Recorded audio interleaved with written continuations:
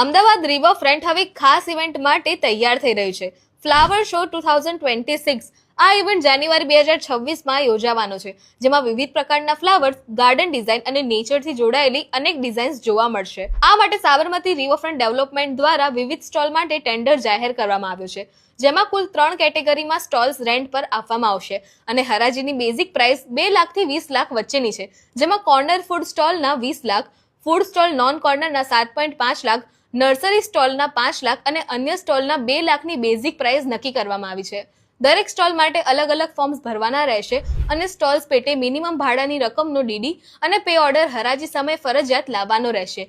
હરાજી માટેના online form riverfront અને એએમસીની વેબસાઇટ પર ઉપલબ્ધ રહેશે અને આ બાબતે વધુ માહિતી તમે એએમસી કે રિવરફ્રન્ટની વેબસાઇટ પરથી મેળવી શકો છો.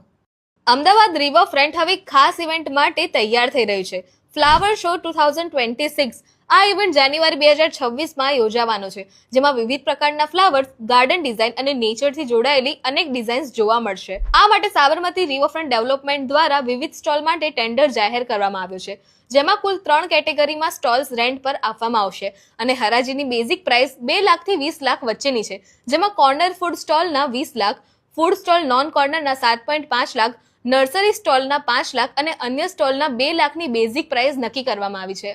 દરેક સ્ટોલ માટે અલગ અલગ ફોર્મ્સ ભરવાના રહેશે અને સ્ટોલ્સ પેટે મિનિમમ ભાડાની રકમનો ડીડી અને પે ઓર્ડર હરાજી સમયે ફરજિયાત લાવવાનો રહેશે.